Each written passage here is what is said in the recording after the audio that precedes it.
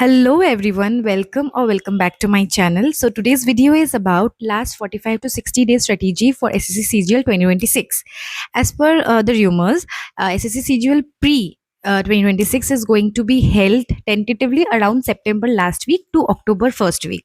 So we have roughly around 50 days left. So today in this video we will discuss what should be our strategy for this last 1.5 to 2 months so that we can give our best in the prelims and then we'll get 3 months time and then we'll give our best for mains.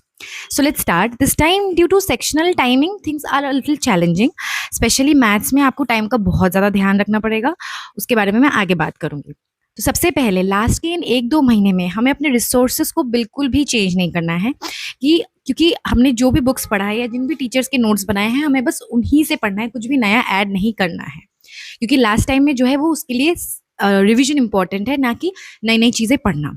और एक important point ये है कि जो भी हमारा CGL से पहले एग्जाम है, जैसे सिलेक्शन फेज स्टेनो, हमें उनके क्वेश्चंस भी देखने हैं कि क्या कोई नया टॉपिक या नया कुछ ट्रेंड तो नहीं आ रहा है इस साल.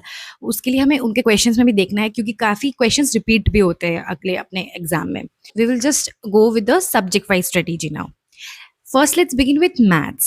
सबसे पहले अगले 30 डेज में अगर किसी ने कोई भी चैप्टर कंप्लीट ना कर रखा हो सिलेबस में, तो उसको पहले सिलेबस कंप्लीट करना है, चाहे वो एडवांस में कोई भी टॉपिक हो, जैसे ज्योमेट्री, मेंसुरेशन, ट्रिग्नोमेट्री, आपको वो सबसे पहले कंप्लीट करना है.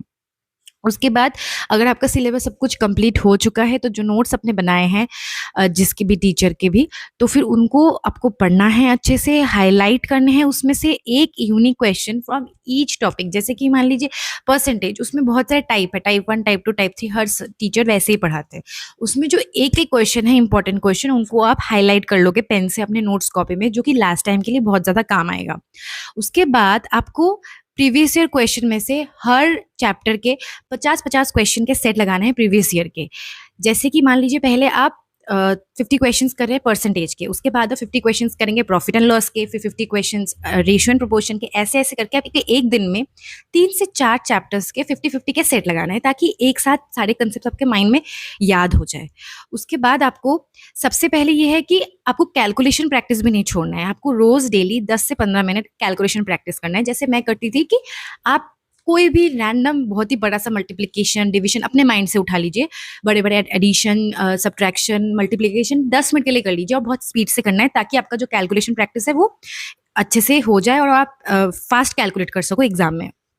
फिर सेक्शनल मॉक लगाना है, जो कि बहुत इंपॉर्टेंट है इस बार मैथ्स में. टारगेट ये रखिएगा डेली 2 से 3 सेक्शनल मॉक आप लगा सको, क्योंकि मैथ्स में आपको बहुत ज़्यादा स्पीड चाहिए, उसके साथ एक्यूरेसी भी चाहिए. सबसे पहले आप क्या करोगे, 10-15 मिनट में आप पहले 10 से 15 क्वेश्चन करने की कोशिश करोगे, और फिर उसके बाद जैसे ही आपका स्पीड बढ़ता रहेगा सेक्शनल मॉक लगाने की वजह से, आप उसके बाद 15 से 20 क्वेश्चन टारगेट करने की कोशिश करोगे.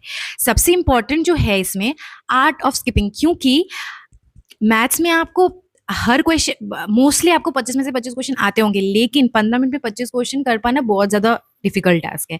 इसलिए जो बहुत कैलकुलेटिव है या फिर जो एक बार में देख के आपको समझ नहीं आ रहा, वो आपको वन गो में स्किप करना है, वो आपको तुरंत डिसाइड करना है. ईगो पे नहीं लेना है कि मुझे ये अभी करना है, तो आपके 15 मिनट निकल जाएंगे और बाकी जो ईजी है वो छूट जाएंगे.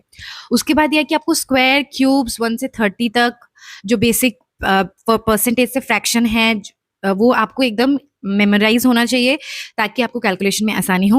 और जो भी क्वेश्चंस आप मॉक में रॉन्ग आपके गलत हो रहे हैं, आप उनको अच्छे से दोबारा प्रैक्टिस करोगे, 2-3 बार प्रैक्टिस करोगे, ताकि वो अगली बार मॉक में या फाइनल एग्जाम में गलत ना हो. और फिर एक इम्पॉर्टेंट पॉइंट ये है कि प्री के लिए जैसे मैंने बताया था कि ज्योमेट्री, मेंसुरेशन, ये सब नहीं छोड़ना है, क्योंकि ये जो टॉपिक्स है अभी आजकल प्री में भी बहुत ज़्यादा आ रहे हैं, तो इनको बिल्कुल भी इग्नोर नहीं करना है. उसके बाद आते हैं इंग्लिश में. इंग्लिश में आपको 2 सेक्शनल मॉक लगाना है डेली. सबसे पहले तो जो अभी इस बार एग्जाम देंगे उन्होंने रूल्स और बेसिक ग्रामर और वोकैब पढ़ाई होगा, तो मॉक वो लगा सकते हैं, 2 सेक्शनल मॉक. और उन मिस्टेक्स को, जो भी मिस्टेक हो रहे हैं सेक्शनल मॉक में, उसको एनालाइज करके उसको नोट डाउन करना है. उसके बाद वोकैब, मोस्ट इंपॉर्टेंट पार्ट, क्योंकि 10 से 15 क्वेश्चन आपके ऐसे ही वोकैब से ही स्कोर आप कर पाओगे. उसके लिए जितना हो सके अभी एंड मोमेंट पे आपको वोकैब रिवाइज करना है, मैक्सिमम से मैक्सिमम, यानी कि 50 या 20 आप कर रहे हो, ऐसे आपको जितना आप रिटेन कर पाओ एक दिन में आपको वोकैब रिवाइज करना है. और जो ग्रामर के रूल्स है वो आपको हाफ एन आवर आप दीजिए, ग्रामर के रूल्स 120 रूल्स से या कहीं से भी आपने पढ़ा हो, अपने नोट्स बनाए हो, वहाँ से रूल्स रिवाइज कर लीजिए, एरर स्पॉटिंग वगैरह के लिए काम आएगा। और आपको रीडिंग हैबिट नहीं छोड़ना है, क्योंकि कॉम्प्रिहेंशन आएगा तो आप पैसेज सॉल्व करते रहिए। पैसेज सॉल्व करने से पहले एक टिप ये है कि आप एक बार क्वेश्चंस गो थ्रू कर लीजिए, ताकि जब आप पैसेज पढ़ो तो आपको क्लिक हो जाएगा कि अच्छा इस वर्ड का सिनोनिम पूछ रखा है या फिर यहाँ से क्वेश्चन पूछ रखा है, तो आपको आंसर ढूंढने में आसानी होगी। इंग्लिश का बस यही टिप ये है कि आप इंग्लिश इंप्रूव तभी कर सकते हो, मार्क्स इंप्रूव होंगे जब आप इंग्लिश में कंटिन्यूअस प्रैक्टिस करोगे और अपनी गलतियों को फाइंड आउट करके उन पे इंप्रूव करोगे। फिर आते हैं रीजनिंग में। रीजनिंग में जो हर एक चैप्टर है, कुछ ना कुछ शॉर्ट ट्रिक्स होते हैं, जैसे फॉर एग्जांपल एबीसीडी के नंबरिंग हो गए या जो भी कोडिंग डिकोडिंग में जो भी शॉर्ट ट्रिक्स है, उसको एक शॉर्ट नोट कॉपी बना के एंड मोमेंट के लिए रख लीजिए हर एक चैप्टर के। और जिस चैप्टर से तो आपके क्वेश्चन ज़्यादा गलत हो रहे हैं मॉक में, उनको ज़रूर नोट डाउन कीजिए और उन्हीं चैप्टर्स के प्रीवियस ईयर क्वेश्चन 100 50 100 करके आप डेली सॉल्व कीजिए, क्योंकि रीजनिंग में क्वेश्चन कुछ भी आ सकता है। सो आपको बस आप प्रैक्टिस करोगे हर तरीके के प्रीवियस ईयर से, तो आप वैसे ही उसमें ग्रिप बना लोगे। तो बस मॉक लगाइए और फिर जो वीक आपके एरियाज है उस पे फोकस कीजिए। इसमें आपको फुल स्कोर करने की कोशिश करनी पड़ेगी, क्योंकि रीजनिंग वैसे ही बहुत ज़्यादा स्कोरिंग है, बाकी सब्जेक्ट्स की तरह ये नहीं है बिल्कुल भी। उसके बाद आते हैं जीके में। अब जीके तो ऐसा है, चाहे आप कितना भी पढ़ लो वो आपको कम ही लगेगा। तो सुबह उठ के जो मेरा तरीका होता था कि मैं सुबह उठ के पहले मॉर्निंग में जीके रिवाइज़ करती थी, क्योंकि फ्रेश माइंड में आप चीज़ें मेमोराइज़ कर सकते हो। तो उठ के आप पहले अपने अपने जिस भी बुक से या नोट से पढ़ा है उसको आप रिवाइज़ कर लो। फिर आप ना एग्ज़ाम से पहले स्ट्रैटेजी बना लो कि अगर आपके 7-8 सब्जेक्ट हैं, जितने भी हिस्ट्री, पॉलिटी, ज्योग्राफी सबके अगर मिला के 7-8 सब्जेक्ट है, 5-5 दिन का आप एक टाइमलाइन बना लो कि मैं 5 दिन में हिस्ट्री कंप्लीट करूँगी, फिर उसके बाद 5 दिन में ज्योग्राफी, फिर 5 दिन में पॉलिटी, ऐसे, ताकि आपके माइंड में सेट हो जाएगा कि एग्ज़ाम के अगर 40 दिन बचे हैं, तो मैं 40 दिन में हर एक सब्जेक्ट ऐसे कवर कर लूँगी। और उसके साथ-साथ कुछ डेज़ एक्स्ट्रा छोड़ने हैं, ताकि आप जो स्टैटिक है, करंट अफेयर्स है, उस पे भी टाइम दे पाओ। जब भी आप रिवाइज कर रहे हो अपने नोट से या बुक से, जो इम्पोर्टेंट, बहुत ज़्यादा इम्पोर्टेंट फंडामेंटल ड्यूटीज़ हो गए, इन सब के बारे में आप उसको पॉइंट को हाइलाइट करके रखिएगा। एग्जाम से पहले एक बार आपको गो थ्रू करना है इसके लिए। और स्टैटिक को बिल्कुल लाइटली नहीं लेना है। एग्जाम से पहले तो पढ़ना ही है, लेकिन ये है कि जैसे एक-एक टॉपिक आप रोज़ कर सकते हो। गवर्नमेंट स्कीम्स हो गया, सेंसस हो गया, अलग-अलग दिन में आप अलग-अलग टॉपिक कवर कर लो, तो आपको रिटेन करने में आसानी होगी एक बार में करने से ज़्यादा। फिर करंट अफेयर्स बहुत ज़्यादा हेवी हो जाता है अगर आप मंथली करने लगो, तो current affairs one shot preferable है। बहुत सारे टीचर्स अवेलेबल कर देते हैं फ्री में टेलीग्राम में, आप वहाँ से पढ़ लीजिए। लास्ट 1 मंथ में उसी को बार-बार रिवाइज़ कीजिए वन शॉट को, वो सबसे ज़्यादा ईज़ी होगा रिटेन करने के लिए भी। तो जीके में ये है कि कोई भी परफेक्ट नहीं होता है, हम लोगों को बस रिवाइज़ करना है, हमें कॉन्फिडेंट करना है, क्योंकि बहुत वास्ट सिलेबस है। तो आप अपने ऊपर कॉन्फिडेंस रखिए कि जो आप पढ़ के जा रहे हो उतने में जो भी आएगा आप उस पे अच्छे से आंसर करोगे। मॉक टेस्ट के बारे में ये है कि आपको अभी से लेके एग्जाम तक एक मॉक टेस्ट तो डेली लगाना ही है, और जो मिस्टेक्स कर रहे हो उसको एक इम्प्रूवमेंट कॉपी में आपको लिख के रखना है। उसको बार-बार पहले तो एनालाइज़ भी अच्छे से करना है, उसके बाद आप मिस्टेक्स को लिख के रखोगे कॉपी में। और जो भी मिस्टेक्स में जो भी ऐसा पॉइंट होगा, ऐसे भी क्वेश्चंस होंगे जो आप बार-बार रिपीट कर रहे हो उस मिस्टेक को, उसको आप हाइलाइट करके रखोगे एग्जाम से पहले देखने के लिए।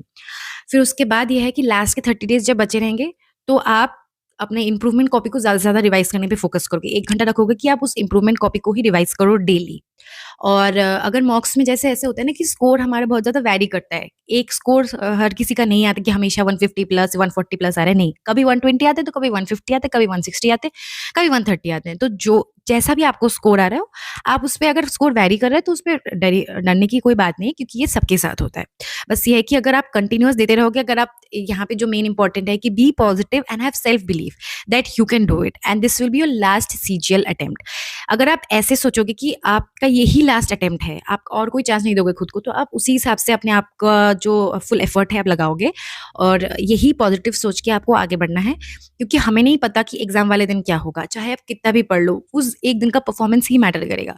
लेकिन अगर आपने सही स्मार्ट वर्क किया हो, सही स्ट्रेटेजी यूज़ की हो, तो फिर ज़रूर आपको उसका रिजल्ट मिलेगा। Thank you.